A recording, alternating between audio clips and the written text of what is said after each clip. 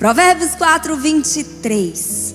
De tudo o que se deve guardar, guarde bem o seu coração, porque dele procedem as fontes da vida. Eu quero falar um pouquinho, estudar um pouquinho com vocês sobre esse guardar o coração.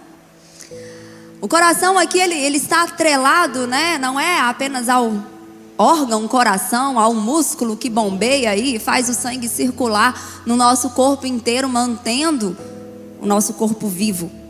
Aqui a Bíblia está falando da nossa alma, dos nossos sentimentos, da nossa mente, de quem realmente nós somos. Porque nós habitamos esse corpo aqui, que a gente vê, que a gente pega, isso aqui é perecível. Mas nós habitamos nesse corpo. E aqui o Senhor nos ensina, Ele nos dá, na verdade, uma ordem. Olha, é para você guardar o seu coração. É para você guardar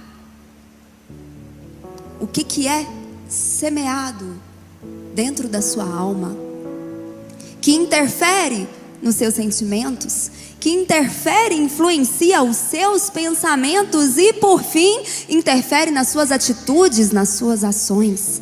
É para você guardar. Quem faz isso é Deus? Sim ou não? Não! Não é responsabilidade de Deus guardar o seu coração. Essa responsabilidade é sua, é individual. Cada um de nós somos responsáveis por guardar. E aí, eu fui estudar sobre isso. E a gente tem que ir lá para o começo. Abre a sua Bíblia lá em Gênesis, no capítulo 2. Quando Deus criou tudo. Ele criou a terra, Ele criou o Éden. E dentro do Éden Ele criou um jardim. E depois que já estava tudo pronto, é que Ele criou o homem. Eu achei isso tão fantástico. Quem aqui já mexeu com mudança, né? Ou às vezes quando a gente vai casar, a gente tem que mobiliar a casa toda, né? E às vezes, dependendo da realidade aqui, às vezes a gente se muda e não tá tudo completo, né? Às vezes falta um sofá, às vezes falta uma mesa. Quem aqui já passou por isso? Um guarda-roupa, né? Mas aqui não, Deus fez tudo. A Bíblia diz que dentro do Éden, Ele criou um jardim. Fez já lá nascer as árvores frutíferas. Deus fez tudo, deixou tudo pronto, para depois colocar Adão. Olha que coisa boa.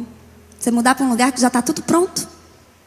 E quando Ele cria Adão, lê comigo no verso 15 do capítulo 2.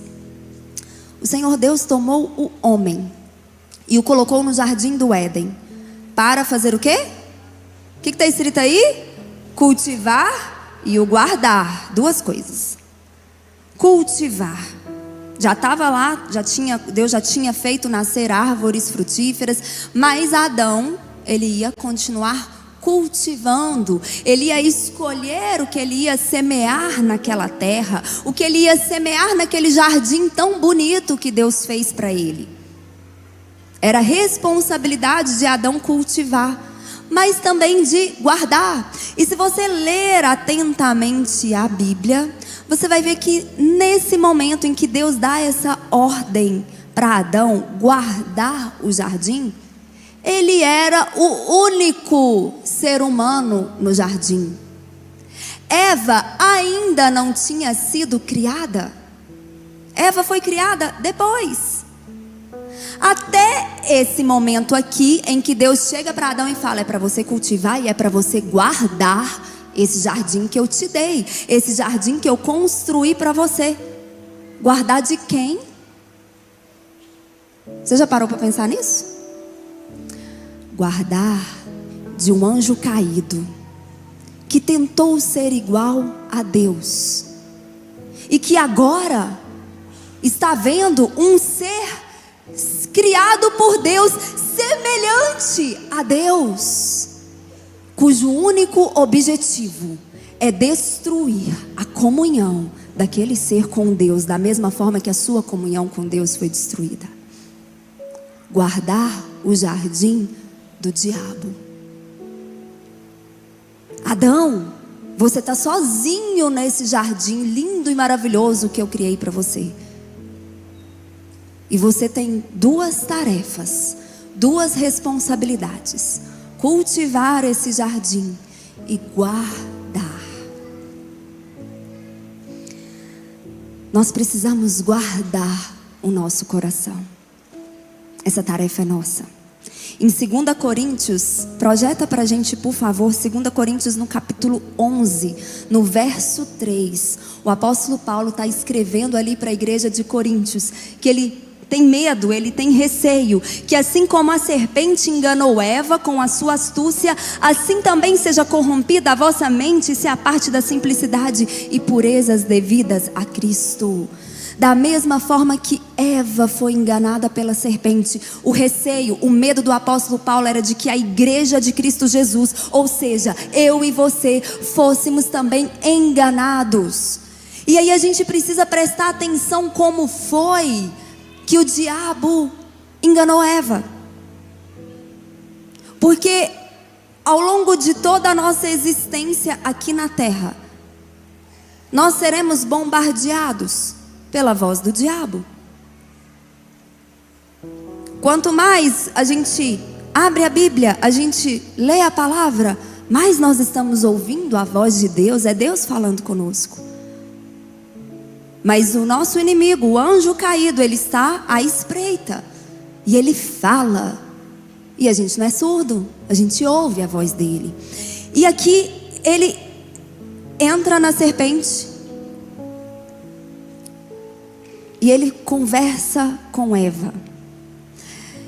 E uma das formas que a gente tem para identificar essa voz que eu estou ouvindo, esse pensamento que está vindo na minha mente, será que é do diabo ou não é? Quem aqui já teve essa dúvida?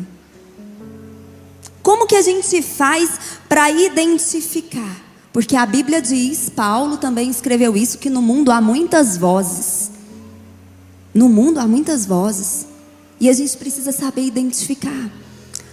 Quando ele vem no capítulo 3 do livro de Gênesis, ele chega conversando, olha aí, a partir do verso 1. A serpente, a mais astuta que todos os animais selvagens que o Senhor Deus tinha feito, disse à mulher: é verdade que Deus disse, não comam do fruto de nenhuma árvore do jardim? Deus falou isso em algum momento? Não.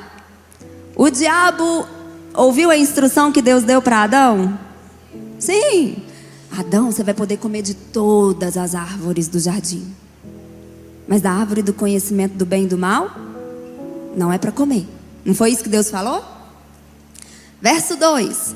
A mulher respondeu à serpente: do fruto das árvores do jardim podemos comer, mas o fruto da árvore que está no meio do jardim, Deus disse: vocês não devem comer dele, nem tocar nele. Deus falou isso? Não.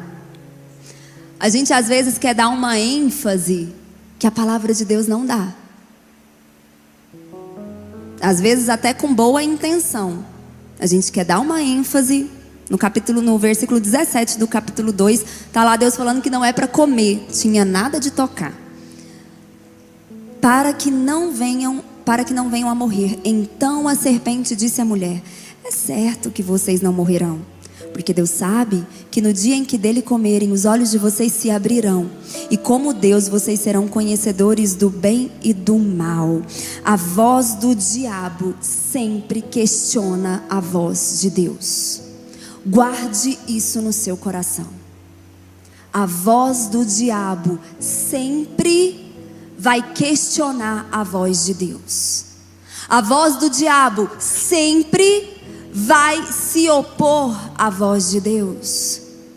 Como que eu vou ouvir a voz de Deus? Meu irmão e minha irmã, se você não abrir a Bíblia e ler, vai ficar difícil. Deus fala com a gente de várias formas. Deus fala com a gente às vezes através de um sonho. Deus fala com a gente às vezes durante uma canção, uma música que é tocada, que é ministrada, durante a pregação, o ensino. Mas eu falei isso ontem estava cheio de adolescente jovem aqui, sedento por Jesus. E quando a gente entra na nossa casa, a gente está sozinho e a gente abre a Bíblia para ler. Próxima vez que você for ler a Bíblia na sua casa, Visualiza isso. É a mesma coisa que você estar como Maria, sentado aos pés de Jesus, ouvindo dele, sendo por ele ensinado, porque a Bíblia é a palavra de Deus. O diabo, ele sempre vai vir com ideias, com pensamentos contrários à voz de Deus. Ah, não é bem assim. Não é tão radical, não é tão ao pé da letra. Não é isso que a Bíblia quer dizer. Quem é que pode explicar o que quis dizer com algo? Não é a própria pessoa que falou? O Bispo Fábio fala muito isso, né? Ele usa muito essa frase: a Bíblia interpreta a Bíblia. Se você não entendeu algo que está ali, continue lendo, continue estudando, porque Deus vai te explicar na própria palavra. O diabo chega questionando a voz de Deus, trazendo um pensamento contrário. Não é bem assim. Ele vai nos rodear com ideias e pensamentos sugestivos, para que o desejo da nossa carne se manifeste. No verso 6, a Bíblia começa dizendo: vendo a mulher que a árvore era boa para se comer, agradável aos olhos, desejável para dar entendimento, tomou do fruto, comeu, deu também ao seu marido e ele comeu. Desejo carnal. A voz do diabo vai manifestar o desejo carnal. E aí o que a gente faz? Caim caiu nesse erro também. Vira aí a página da sua Bíblia no capítulo 4. Caim ouviu a voz do diabo, mas Caim também naquele momento ouviu a voz de Deus. E ele precisou fazer uma escolha, e nós precisamos tomar cuidado qual a voz nós iremos permitir influenciar as nossas escolhas. No capítulo 4, Caim ficou aqui chateado, a oferta dele não agradou a Deus. No final do verso 5 diz que ele fica muito irritado, que ele fecha a cara. Na King James fala que ele ficou com a expressão maligna.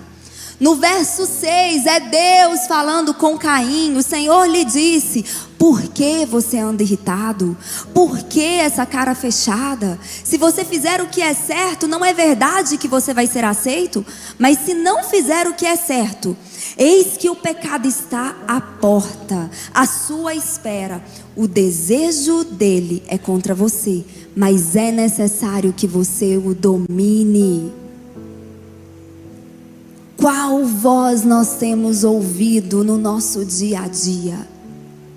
Qual voz nós temos permitido direcionar as nossas tomadas de decisões? Caim foi influenciado pela voz maligna. E todos nós seremos tentados. O objetivo do diabo é destruir a nossa comunhão com Deus. Então ele vai fazer de tudo para destruir a sua comunhão com Deus, para trazer à tona o seu desejo carnal. E isso não adianta a gente tentar enumerar aqui, porque é diferente de pessoa para pessoa. O que tenta você, às vezes não me tenta, e o contrário também é verdade. E aí eu quero estudar com você o exemplo que nós temos. E eu sou apaixonado porque o Senhor, Ele coloca tudo para nos ensinar. Vai comigo lá em Lucas. O próprio Senhor Jesus. Em Lucas, no capítulo 4. Jesus foi tentado pelo diabo.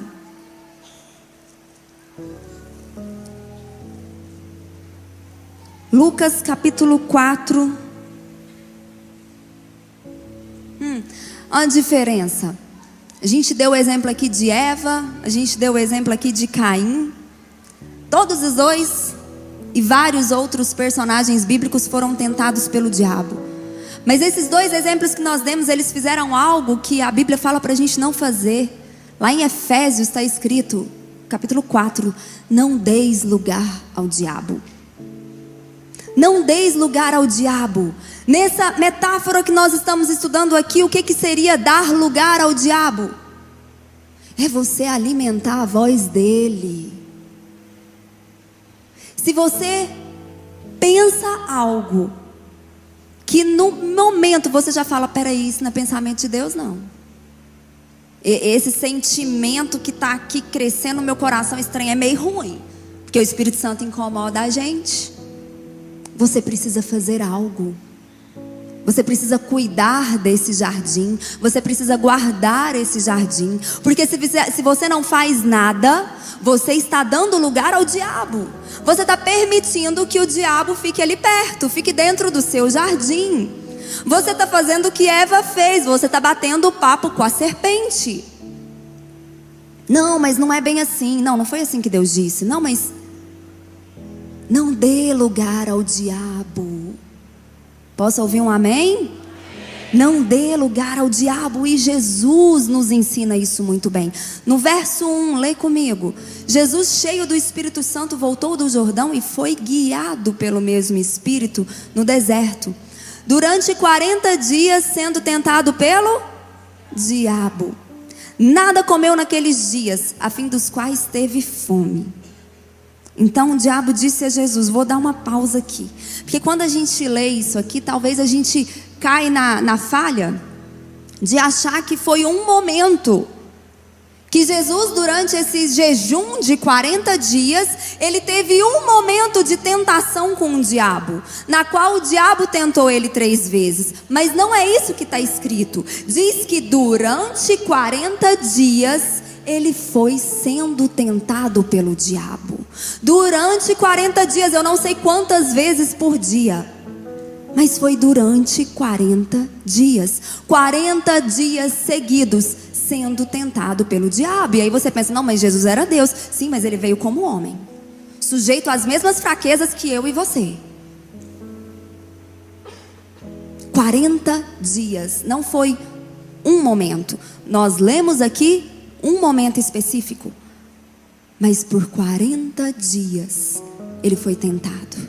E aí eu quero chamar a sua atenção. A primeira estratégia, a primeira forma que o diabo chega e que Deus colocou aqui para a gente ler, estudar e aprender, verso 3. O diabo disse a Jesus, se você é o Filho de Deus, mande que essa pedra se transforme em pão. Mas Jesus lhe respondeu, está escrito, o ser humano não viverá só de pão. Primeira tentação, primeira investida do diabo. Ele coloca em dúvida a identidade de Jesus. Quem Jesus é? Quantas vezes você se questiona sobre quem você verdadeiramente é? Ah, será que eu sou escolhido mesmo? Não, ninguém nunca fez isso, né? Se você é o Filho de Deus, ele coloca aqui a identidade. Só que a resposta que Jesus deu não teve nada a ver com aquilo que o diabo questionou. Jesus não fica batendo papo com o diabo. O diabo chega questionando a identidade de Jesus. Se você é o Filho de Deus, porque o Filho de Deus tem poder. Se você é o Filho de Deus, se você tem poder, manda essas pedras se transformarem em pão. A resposta de Jesus está relacionada com o desejo carnal e não com o que o diabo questionou. Porque a gente leu aqui, final do verso 2, que depois de jejuar esses 40 dias, Jesus teve fome. Fome é um sentimento humano, natural. É algo que todo ser humano tem. Nós sentimos fome. Era uma fraqueza natural que Jesus estava sentindo. E ao ser questionado sobre a sua identidade, ele sabia quem ele era. Não era um questionamento de um anjo caído e derrotado que iria colocar em xeque quem Jesus era, quem ele sabia que ele era. Mas Jesus responde, a resposta de Jesus é baseado no desejo carnal. Ele estava com fome e ele vem e responde com a sua própria palavra: nem só de pão viverá o homem. Eu não preciso dar vazão ao meu desejo carnal. Eu não preciso dar voz à minha carne e à minha necessidade natural, porque nem só de pão viverá o homem. Jesus não dá moral nenhuma para o questionamento do diabo. Por que é que nós damos? Por que é que às vezes a gente fica querendo justificar quem somos? Você é filho de Deus. Se você tem alguma dúvida, vai ler a Bíblia, porque a Bíblia te conta isso. Ela te conta, você foi comprado por um alto preço. Cristo Jesus te comprou, você pertence a Ele. Cristo Jesus te transportou do império das trevas e transportou para o seu reino de luz. Portanto, você é dele, você é propriedade exclusiva de Deus, você é filho de Deus. Ele te deu autorização para chamar Ele de papai. Não permita que a voz do diabo encontre guarita dentro de você. Não fique fazendo crescer essa dúvida, esse questionamento de quem você é. Mas use a palavra de Deus para calar o desejo da sua carne. Foi isso que Cristo Jesus fez. 40 dias sem comer. Eu estou com fome, mas nem só de pão vive o homem. Segunda investida, verso 5. Então o diabo levou para o lugar mais alto e num instante lhe mostrou todos os reinos do mundo e disse: eu lhe darei todo este poder e a glória destes reinos, porque tudo isso me foi entregue e eu posso dar a quem quiser. E isso é verdade. Verso 7. Portanto, se você me adorar, tudo isso será seu. Poder. Quem é que não gosta de poder? Levanta a mão não, que vai ser mentira. Uns mais, outros menos. Uns numa dimensão, né, muito grande, mas dentro de casa, quem é que gosta de mandar? É poder. Meu marido brinca, fala que lá em casa é o que mando, mas é porque ele deixa. Não é, amor? É ele que falou para eu mandar. As mulheres, as esposas aqui conhecem bem, né? Essa dinâmica. Poder. Por quê? Porque com o pecado tudo isso foi entregue. E aqui o diabo falou uma verdade. Querido, querida, nem sempre o diabo vai vir tentar você com uma mentira escancarada. Se você é um discípulo de Jesus, você conhece a verdade. Se ele chega com uma mentira descarada, você percebe logo. Aí ele não consegue te enganar. Ele vem com astúcia. E o receio de Paulo não era que a igreja, que os cristãos, que os filhos fossem levados pela mentira escancarada, mas fossem enganados. Aqui ele conta uma verdade. Tudo isso me foi dado e eu posso dar a quem eu quiser. É só você me adorar. É só pegar um atalho. Jesus responde com a palavra. E Jesus não questiona. Jesus não questiona o diabo. Vamos imaginar aqui uma conversa. Você acha, diabo, que você tem todo esse poder e todos esses reinos por quê? Porque eu permiti. Jesus ficou conversando com o diabo? Não. Jesus permaneceu fiel à palavra. Olha o que ele responde: está escrito, adore o Senhor seu Deus e preste culto somente a Ele. Adore ao Senhor seu Deus e preste culto somente a Ele. Às vezes o diabo vem com propostas e ele vem com a verdade. Ele vem com a verdade, mas propondo que você quebre um princípio de Deus. Meu querido e minha querida, permaneça fiel aos princípios de Deus. Poder nenhum vale a pena. Conquista nenhuma vale mais do que permanecer fiel aos princípios do Senhor, do que permanecer na presença do Senhor. Jesus permanece fiel. Não vou questionar, porque realmente foi tudo te entregue. Mas eu adoro só ao meu Deus. Eu presto culto só ao meu Deus. Eu não abro mão. de permanecer fiel, amém? Aí a terceira investida. Jesus respondeu o diabo com a palavra. E agora o diabo, com a sua astúcia, ele vem tentar Jesus usando a palavra. Verso 9. O diabo levou Jesus a Jerusalém, colocou ele sobre o pináculo do templo e disse: se você é o filho de Deus, jogue-se daqui, porque está escrito: aos seus anjos ele dará ordens a seu respeito para que o guardem, e eles o sustentarão nas suas mãos para que você não tropece em alguma pedra. Você é filho de Deus? Se joga. Está escrito. É a tua palavra que disse. A palavra de Deus disse que Deus vai te guardar. Então vai lá, se joga. Ele usa a própria palavra. Novamente colocando em xeque a identidade de Jesus e usando a Bíblia para enganar. Cuidado com o texto bíblico fora do contexto. Cuidado com o que Paulo nos alerta, com as falsas doutrinas. Cuidado com aquele evangelho que não condiz com o evangelho que Cristo Jesus nos ensinou. Cuidado com aqueles que pregam apenas sobre a palavra e não a palavra. Deus tem compromisso com a palavra dele, não é com a palavra do pregador. Cuidado para não ser enganado por textos bíblicos fora do contexto. Jesus responde ao diabo, verso 12: também foi dito: não ponha à prova o Senhor seu Deus. Tendo concluído todas as tentações, o diabo afastou-se de Jesus. O que está escrito aí? Até momento oportuno. Opa! O que isso aqui dá a entender para a gente?